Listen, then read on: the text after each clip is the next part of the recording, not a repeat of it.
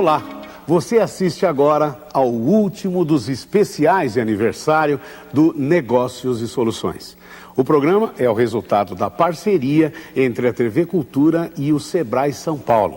Na semana passada, começamos a falar sobre um assunto muito importante e inesgotável, as finanças da empresa. Tá lembrado? O lucro ele é importante para reinvestir, para crescer, para ampliar a empresa. O empréstimo tomou uma proporção que eu não pude controlar, foi uns juros que na verdade eu não pude arcar e realmente me comprometer. Às vezes calculava que ia gastar X e acabava ultrapassando, então isso gerava, às vezes, até um prejuízo. No aspecto objetivo da formação de custo, a gente tem a parte do custo direto, que envolve a matéria-prima que está agregada àquele produto. Bem, depois do negócio montado, é preciso controle para garantir o bom funcionamento da empresa, não é mesmo? E por onde começar?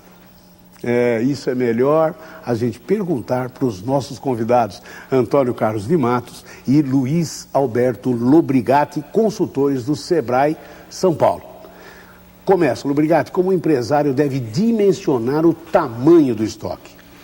Papau, é mais ou menos como se fosse fazer uma viagem, né? Quanto de combustível precisa para chegar daqui até lá? Brincando, né? A empresa precisa levar em consideração a expectativa de venda. Né? O tempo que demora, por exemplo, para repor esse estoque. Dependendo do segmento, tem que levar em consideração variedade, modelos, tamanhos, né? Opções que o cliente vai precisar. O potencial de compra, a capacidade de capital de giro que a empresa tenha, né? Para também formar esse estoque e tentar, hoje em dia, trabalhar o menor possível com o estoque. Reposição mais rápida. Essa seria já uma dica, né, para a composição do estoque da empresa. Uma pergunta direta. Vale a pena discutir sobre vantagens e desvantagens. Existe desvantagem também em manter estoque? Claro, aliás, se não fosse para garantir a operação da empresa, ela deveria trabalhar sem estoques, né? Porque estoque custa dinheiro. A empresa tira o dinheiro na forma de giro, na forma de moedas, né? E coloca na forma de mercadoria. E impede que ela pague a conta de luz, pague os salários e assim por diante. Um dia ela tem que transformar o estoque em dinheiro de novo para conseguir fazer a empresa girar, né? Então, o estoque é vantajoso porque ele garante a operação da empresa. Sem estoque ela não produz, sem estoque ela não vende, né? É uma forma de regular o fluxo de venda e o fluxo de produção, mas ele custa dinheiro. Eu direi o seguinte, Papau, uma forma boa de lidar com o estoque é o empresário pensar da seguinte maneira: ele deve comprar do fornecedor, estoca para usar em vendas ou na produção, né? Ele vende, ele recebe do cliente, aí depois é que ele paga o que ele comprou e pôs no estoque. Se ele conseguir essa sequência, muito bom, maravilha. Agora, o inverso é que é perigoso, o inverso é que são as desvantagens do estoque. Ele comprar, ter que colocar pagar no estoque, pagar, usar e vender, depois receber. Aí é problemático. Aí é muito problemático. E tem a indústria ainda que usa o estoque para transformar, né? Compra matéria-prima para virar produto acabado. Agora, a gente sabe que na prática e no dia a dia, a primeira condição, a mais ideal, não é tão fácil de conseguir, né? Mas ele tem que estar atento para administrar essa situação não tão favorável, né? Que é ter que pagar antes até de ter vendido. Isso. Se ele tem, Papau, desculpa, se o empresário trabalha, a empresa dele precisa trabalhar com o conceito de estoque, seja um comércio, seja uma indústria, né? Ele deveria sempre utilizar uma lei básica, mesmo que não consiga obedecê-la sempre, né? Compre, venda e pague depois. Pague depois de receber. Isso. Tente fazer essa fórmula o máximo possível, né? Vamos ver como o Elô, dono de uma doceria aqui de São Paulo, controla o estoque da empresa. Vamos lá. O negócio existe há 20 anos, mas até mudar de endereço, a Elô Doces, fábrica especializada na produção de brownies, não tinha nenhum tipo de controle de estoque. Antes eu estava num lugar menorzinho, então eu não tinha tanto estoque, eu nem podia ter tanto estoque. Então era mais fácil, era um lugar bem pequeno e era no olhômetro mesmo. Hoje as coisas são bem diferentes por aqui. No estoque, produtos organizados e separados. Na hora de retirar qualquer produto, é preciso anotar. O mesmo acontece quando eles chegam. Eu consigo me organizar mais, porque toda semana, no final da semana a gente fecha o estoque, a gente faz a contagem e aí eu já vou me programando para fazer os pedidos. Além do controle diário, aqui também é feita uma contagem semanalmente para verificar se aquilo que está na planilha bate com o que se tem no estoque. Tem coisas que vale a pena estocar por conta da validade, como, por exemplo, embalagem. Eu posso estocar o que eu quiser porque não tem validade nenhuma. Agora, produtos perecíveis é um problema, porque se você estocar muito, você perde. Quando o produto não pode ser estocado em grandes quantidades, é preciso saber relacionar bem a produção com o planejamento de vendas, não é mesmo, Lubrigatti? É isso. Principalmente produtos que têm prazos de validade, Sim. né? Então não é adequado ficar estocando muito porque pode se perder. Precisa ter um planejamento de compra, produção e venda bem afinado, para que não falte, né? E deixe o mercado desabastecido também por excesso de segurança, né? E também não sobe e venha a perder produtos, como é o caso de alimentos, muitas vezes. Palavra-chave, planejamento. Enquanto você vai tomar um cafezinho, é hora do intervalo, a gente volta daqui a pouquinho. Até já.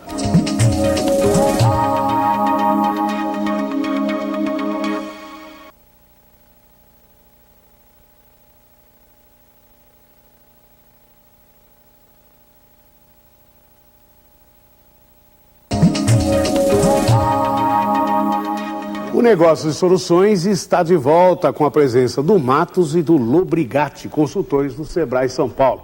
O assunto hoje é finanças. No bloco anterior, a gente falou sobre estoque dos produtos, mas e o estoque de dinheiro? Esse é um fator importante que muitas vezes o empresário deixa de lado, não é mesmo? A gente gostaria, mas que você falasse, sabendo que é preciso fazer reservas para não ser pego de surpresa, não é verdade? Sim, é verdade, não só fazer reserva, como fazer anotações, né? Tudo que entra, tudo que sai da empresa tem que ser registrado, como a gente viu na matéria, porque isso é a base do controle de estoque e do controle do dinheiro da empresa, registro, né? E nos registros é possível imaginar necessidade de estoque de dinheiros, de despesas que eu tenho que pagar amanhã, com certeza. Então, por exemplo, todos os dias na empresa, não é? Cada dia que passa na empresa, o funcionário que trabalha na empresa tem direitos, por exemplo, de fundo de garantia, tem direito, por exemplo, de 13º salário. Né? Só que a empresa não paga o 13º salário todos os meses. Só vai pagar lá no final do ano. Mas ela deve todos os meses. O ideal seria a empresa fazer um estoque de dinheiro de 13º. Tá certo? E guardando. E guardando, como fosse uma poupança, para que no final do ano ela teria o dinheiro suficiente para pagar o 13º. Além do 13º, tem outras coisas, por exemplo, manutenção. Todo ano a empresa deve, por exemplo, pintar a empresa, né? Ela deveria guardar esse dinheiro mensalmente para no final do ano ter. Qual é a importância de ir fazendo estoque de dinheiro? É não gerar uma despesa e ter que desembolsar de uma vez só. Gere a despesa ao longo do ano, de uma forma de economia. E quando surgir o desembolso, ela tem como pagar sem problema. Isso é o conceito de provisão, né, Luiz? Isso. Para clarear ainda mais, vamos acompanhar uma matéria. Acompanhe conosco.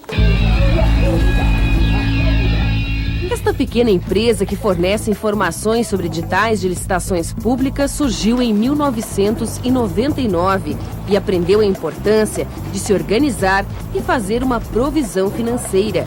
Aqui, o valor das despesas necessárias para o 13º dos funcionários é economizado mês a mês durante todo o ano. Assim, os donos não precisam se preocupar em arranjar clientes extras ou abrir mão de seu prolabore no final do ano. Não é simples, porque não é mágico. Não tem como chegar no final do ano e sua folha dobra e o seu faturamento não tem mágica nenhuma para dobrar. Então você tem que ter planejamento para fazer a previsão, para evitar surpresas. O ideal é diluir estes valores em 12 meses, mas quem quer ainda pode organizar suas despesas de final de ano. Ainda dá tempo e não é uma coisa impossível, porque toda empresa tem alguma coisa que você pode deixar para depois, que você pode deixar de fazer naquele mês para você reservar um valor desse 13º. Para uma previsão eficaz, é necessário um contínuo e minucioso controle financeiro, peça-chave para o crescimento saudável de toda a empresa. Às vezes o empresário fala assim, mas todos os dias vou ter que pegar saldo bancário, conciliação bancária, todos os dias levantar o que eu tenho para pagar, o que vou pagar daqui a um mês precisa. Você, com esse trabalho a mais que você faz, que ele aparente a mais, você fala, mas eu não tenho tempo, eu tenho que administrar a empresa, eu tenho que fazer tudo. Mas faça.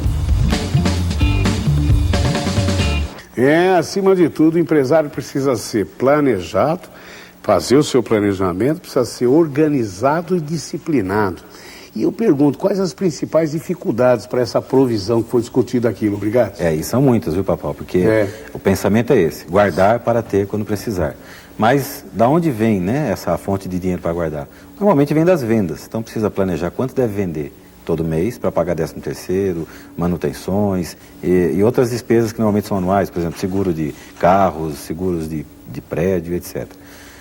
Aí vem as coisas de mercado que às vezes acontecem, uma inadimplência. Estou vendendo bem, mas não estou recebendo legal.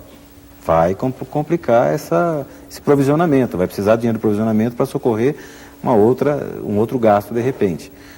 Queda de vendas, um aumento de despesas inesperado ou não tão bem planejado, ou dos custos, uma compra equivocada. Então, esses são alguns fatores que também precisam ser pensados em planejamento para que, de alguma forma, a provisão possa ser levada até o dia exato do pagamento sem muito sacrifício. Como disse, aí a gente viu na matéria, não tem mágica, né? Não basta querer, tem que pensar quanto e trabalhar para conseguir esse quanto de dinheiro. Seja previdente, cuide da provisão da sua empresa.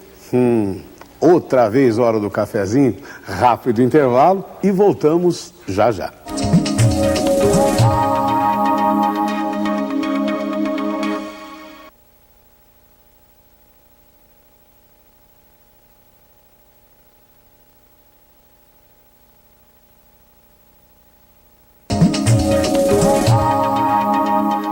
Já estamos de volta. E você, tem alguma dúvida sobre os assuntos tratados aqui no programa? Entre em contato com o Sebrae SP, Sebrae São Paulo. Pela internet, anote o portal www.sebraesp.com.br ou pelo telefone 0800 728 0202. Se quiser mandar sugestões ou mesmo críticas, o endereço eletrônico é sebraenatv@sebraesp.com.br. Você acabou de montar sua empresa e acha que tudo vai correr bem. Aí começam a chegar as contas. Puxa, mal começou a entrar dinheiro e já aparece tanta coisa para pagar, não é verdade? Como equacionar a entrada e a saída do dinheiro no caixa? Vamos ver como a dona de uma empresa de artigos para restaurantes descobriu a maneira certa de lidar com o fluxo de caixa. Dinheiro que entra, dinheiro que sai. Toda ação de uma empresa se resume à entrada ou saída do dinheiro. Manter um controle efetivo sobre aquilo que se tem a pagar e a receber é fundamental para a saúde financeira do negócio e também ajuda o empreendedor na tomada de decisões. Para isso, o empresário pode contar com o auxílio de uma ferramenta chamada fluxo de caixa. A partir do momento em que você abre as portas, a tua empresa já passa a gerar despesas. Você já tem contas de água, de luz, de funcionário, de telefone. Mas antes de aprender isto, a Ana precisou passar pelo pior pesadelo de um comerciante. Com o aumento do consumo no início do Plano Real, faltou mercadoria para atender os clientes. Depois, com os estoques forrados, o que faltou foi comprador para tanto produto e dinheiro para pagar os fornecedores. Foi preciso se organizar. O relatório do fluxo de caixa deve conter 5 itens básicos. O saldo inicial é o dinheiro que se tem no caixa e os saldos bancários disponíveis para saque. As entradas de caixa são as vendas feitas à vista e outros recebimentos do dia, como pré-datados, duplicatas e faturas de cartão de crédito. As saídas de caixa são todos os pagamentos, desde as contas de luz até prolabores. O saldo operacional é o valor das entradas menos os das saídas em uma determinada data. E o saldo final é a soma do saldo inicial e operacional, que permite saber a real sobra ou falta de dinheiro em um determinado período. A Ana não aprendeu isso sozinha, fez um curso e, com o tempo, adaptou os ensinamentos à realidade de seu negócio. O resultado é que hoje a empresária consegue pagar as contas em dia, tem maior capital de giro e acaba conseguindo preços melhores com os fornecedores. Isso significa um aumento da margem de lucro.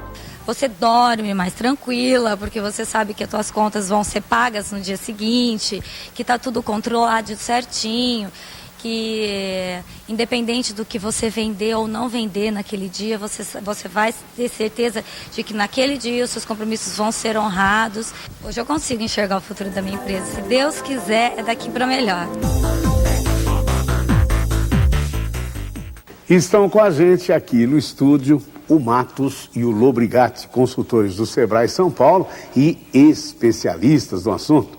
Primeiro, vamos definir melhor o que é fluxo de caixa e ainda o que pode acontecer a uma empresa que não faz o fluxo de caixa. Lobrigatti. Então, Papal, quando a gente fala assim, vamos definir melhor o que é, né? A cabeça da gente já pensa numa estrutura, e é mais ou menos assim, né?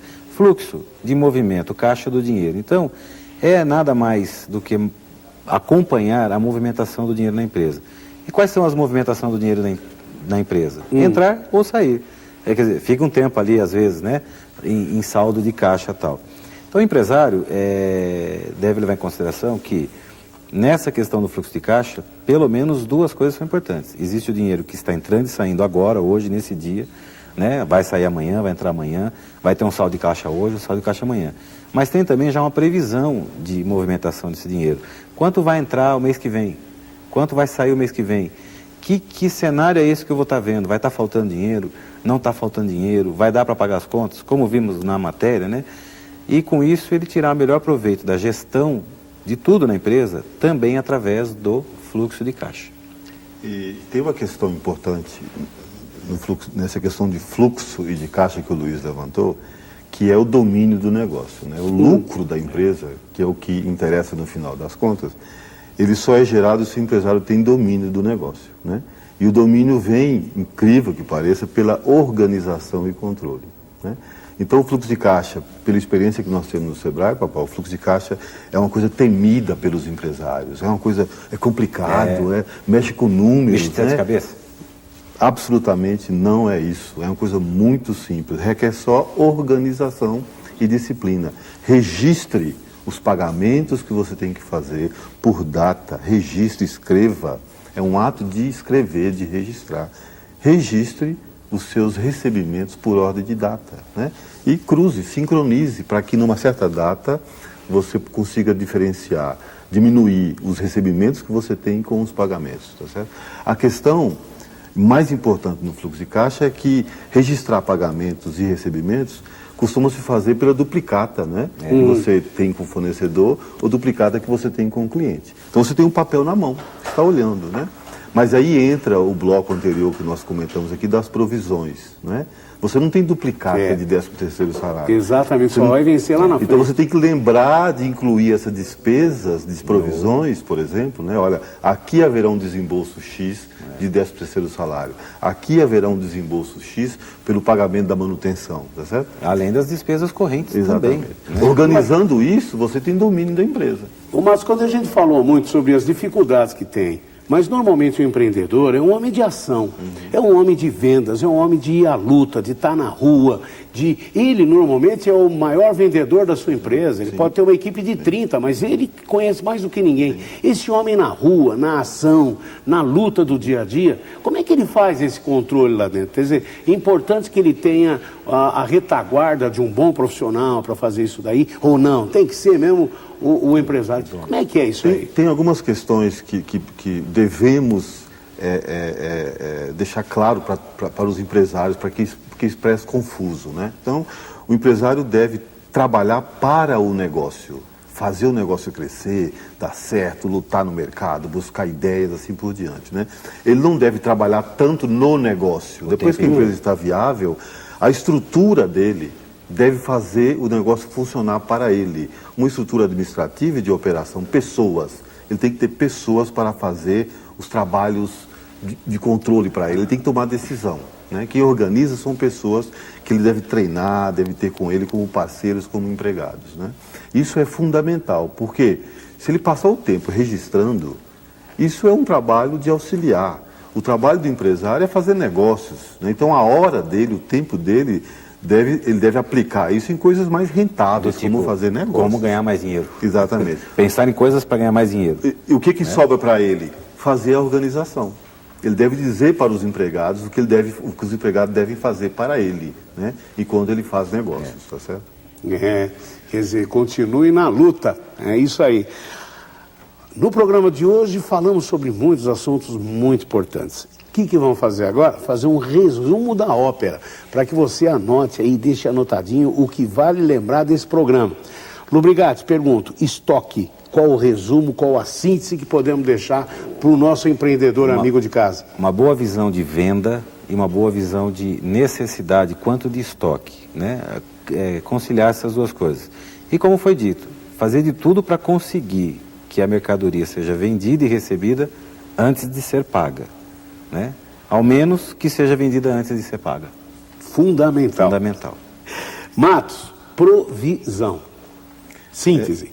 Organize, tenha consciência das despesas que você está gerando hoje, mesmo que você não esteja desembolsando.